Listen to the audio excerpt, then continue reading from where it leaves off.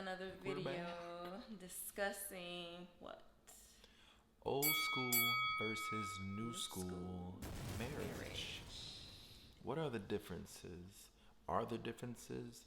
Have things changed since, back in the day versus 2020 now? What y'all think? So, did you have any expectations coming into marriage? Not really. I thought it was going to just be, I guess, as close to perfect as, possible. I knew just from having great examples of marriages growing up, everything wouldn't be perfect all the time, but I just thought it would be a bed of roses, just nice, fun. My expectations, I feel I didn't have any. I feel just coming into this thing like, just going with the flow pretty much. Like I said, we don't have handbooks letting us know, oh, you're supposed to do this, when, stuff like that. So pretty much I just went with what came natural to me. Handbook, do what she says. That's chapter one. Also chapters 1 through 5 for all y'all guys out there. No. So remind me again, how old were you when you got married? I was 30. You were 30. How old were you? I was 29. Young buck. Cougar. No idea. I think today, what's a good age do you think to get married in 2020? I still know a lot of people our age, they're waiting to their late 20s, early 30s. Some people are more so focused on their career, traveling the world, finding out who they want to be and what they want to do, which is, I think, is very important. But I still know a lot of people who, fresh out of high school, 18, 19, 20, they find one they love and they're like, look, I'm pairing up with you for like forever, and just like we got it. So I feel like more people are getting married later, but you're gonna get those friends who like, yep, let me just grab one. I found somebody. Hey, So, whatever floats they boat. I mean, if you grow together, that'd be great because obviously I know growing up is not as easy. I didn't feel like I knew what I was doing in my life till I was 26. I thought I was gonna be married when I was 26. Ooh, Yeah, I would have messed that up real quick. me too. If I was 20s. No, no, no, no. That wouldn't have been Yeah. it wouldn't have been good. So clap it up for all y'all out there who got married at early stages in life. For example, my parents. I think my mom was 21, my dad was 23, and they had been together for, I want to say, 41 years. So give it up for the marital heavyweights because it's different now. Right, I was about to say I commend them. Yeah. 21, I was just like discovering who I am or who I thought I was at 21. Like I don't know what's going on at 21. I wasn't there I didn't have a real job. to be nobody's wife. Like Yeah. no. I was working part time in college at the mall, throwing money down the toilet. It wouldn't have worked. Do you think marriage is valued today in like this day and age, 2020? I would say individuals, really, it's up to them. They value marriage based off your background, your upbringing, and your values. um, Society, where we're headed today and where we are, I don't think this is valued as much. A lot of people get married quickly and just say, well, the first argument, the first sign of like something's going wrong, I'm gone. Some people treat marriage like they just dating, or they just don't look at it as it's needed. I You know, heard people say, "Oh, pretty much it's just a piece of paper." I've heard that a lot too. And I feel that your marriage will determine that it's just a piece of paper. If you look at it that way, it will crumble, it will tear into two, it will go down the drain. It is trash. I'm just serious. I'm just. Can we be honest? Philosopher I'm. right I'm here. just. I'm just serious right now. People think that it's just that, and not knowing if you don't have God. I'm telling you, if He's not in the mix of the marriage, it's not gonna work. No matter how hard you try, no matter how much effort you put into it, like I honestly feel that it's not gonna work. Yeah, that's really a preaching moment right there. It really is. Honestly, I didn't even want to go there, but I'm serious. I'm just. Can we keep it real on In the Mix? God created the concept, the idea of marriage in the Holy Bible. He decided between a man himself and a woman, and they become husband and wife. I heard someone make the joke, it's the only threesome in life you should have. You, your spouse, and God. And if God isn't in your marriage, I really don't know how you're going to try to make it work, because it was his idea. So if you take him out of it, you're going to have a really hard time trying to keep it. I'm telling you, it's not going to work, period. Yeah. And it's just as simple as that. Love you. Those of you that feel like there is a difference between old school and new school marriage, just, let's say 50 years ago and now in 2020, what do you think it is? Do you feel there's a difference between old school and new school right now? And if so, what changed? Absolutely. I can't say everything that changed, but I know I can pinpoint distraction. We're distracted for our own marriage. Yeah. I feel that we are too distracted. We got Facebook now. We got social media. We got Instagram now. We got YouTube now. To where I feel if you and we get into an argument, that's the first place I'm running to tell our business. Oh. That's the first place we run to spill out. That's like our diary. No. And like I say, there's plenty of times that we were not on the same page. There were plenty of times that we were not seeing eye to eye. And never did I once take it to Facebook or Instagram. Never did I once step out of my character to display how upset I am with you and just disrespect you and disrespect the marriage. You know what I'm saying?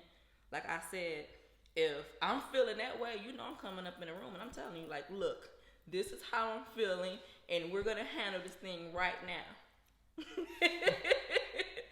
That's to me the biggest one, the main one to me, is we too distracted. A distraction of social media.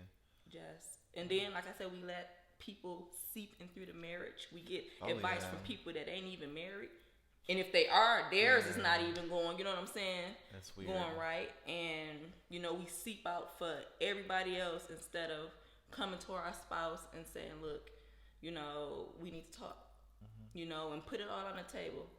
Put all our cards on the table. Yeah. And I feel that that's pretty much the biggest one that I can think of right now.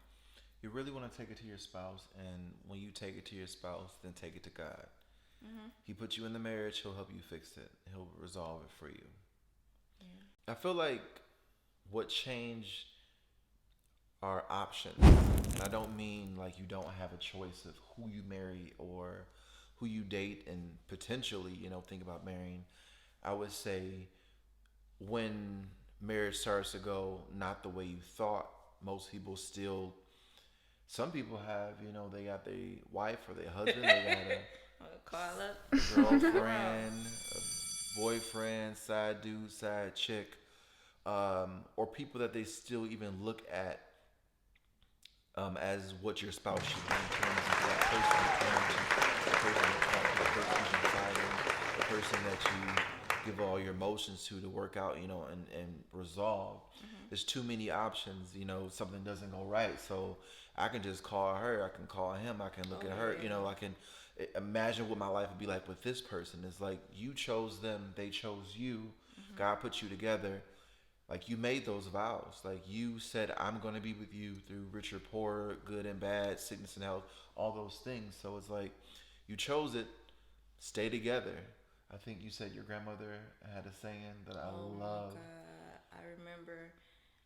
Oh my God, I remember it was a time with her and my grandfather, like I said, marriage isn't perfect. I looked at them as like the perfect. Like I said, obviously it wasn't perfect, but I didn't look at when things was going right. I was looking at it when it go wrong. Like, what do you know what I'm saying? What do you do? What do you do? Yeah. What do you do? Work it out. And I remember her saying, and I'm going to use her voice. She said, look, where I'm from and how we do, we don't walk away when it's trouble. We make it work. We stick to it. We make it work and stuff like that. So I always remember that. Like I said, with my grandfather, he was like a father to all of us. You know what I'm saying? He was a father to his kids, his grandkids, his great grandkids, and like I said, I look to him as not what he, you know what I'm saying? Not what him and my grandmother was going through. Like I said, that was their business. What they went through is what they went through. Like I said, and I always wanted to be with him. I always wanted to be around him. Like he would go fishing. He would go get fishing hooks and downtown and go on the river and all that type of stuff. And it's like I always wanted to be like wherever he go, that door open, I'm hopping in the back seat. Like I'm going. So yeah, I always looked at their marriage like it wasn't perfect, but he loved her and she loved him. You really get out of it what you put into it. Oh yeah. If you don't put nothing in, don't expect you to get nothing out. Yeah. You're not putting forth that effort, and that's the thing. People not putting forth the effort. It take two. I can't be willing and you're not, or you can't be willing and I'm not. If I say I feel that we can get through anything if we're both willing. I like that. If we're not willing, it's not working. Just feel love. Thank you for joining us on this video. We are not experts. Not experts. I'm not Ayana Van Zandt. I don't know, but I love that lady. I can't pronounce her name.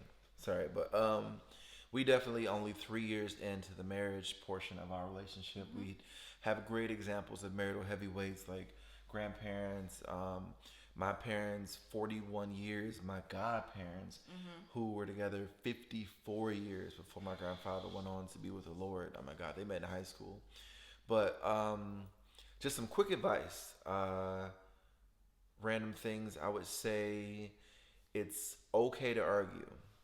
If you're arguing, that means you are communicating. And I always look at it as if you're talking about it, it must be important to you.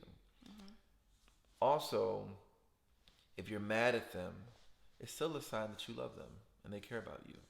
Because you don't really get mad at nobody or you really don't care. You're not going to argue with nobody that you don't care about. Like, that's a problem. If somebody start, be like, I don't even care. Well, I tell you, if I stop arguing, Something wrong.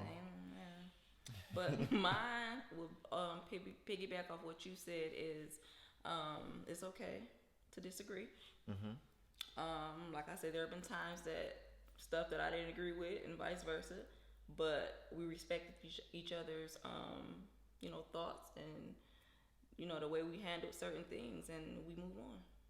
Like I don't always agree with what Nick be talking about, and you don't always be agreeing with what I'm talking about. I don't know what she be talking about. But we respect each other's decision, and and we keep it moving.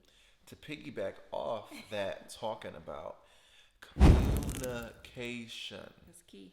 Communication. Ask questions. Voice your opinion. Listen with the intent of understanding. Try to put yourself in your spouse's shoes to understand really where they're coming from and how they feel. Don't just communicate or even listen waiting to respond. And while they talking to you, you just think about what you're going to say back. Actually listen to them. Because while they're talking to you, you might even change what you're thinking about because they're going to reveal something like, oh, I didn't know they felt that way. Communication really is key. Especially fellas with your wives, because they like to switch it up, where they like to just change. Like they say they like ice cream one day, the next day like I don't like that flavor. just so they can be like, you don't really know me like that, when but you do. Figure he got me in a bag and just know certain stuff. Butter and you get mad when I change, like red licorice, licorice, I wanted that. Hershey's Symphony with the almonds. I know these things. Michigan over Michigan State. We lost, but that's okay. That's okay. All these things. That's okay. I know her. She just tried to mix it up. It's cute, but I know her. A little bit. But that's pretty much it. I hope you guys enjoyed the video. Don't forget to subscribe, like, and share. Yes. And tell a friend. To tell a friend. That's going to tell a other friend. To tell everybody. To tell uncle, cousin, and mama them. All of them. To subscribe. To In the Mix with Kai and Nick. Thanks for joining us, guys. We love you. Bye. Bye.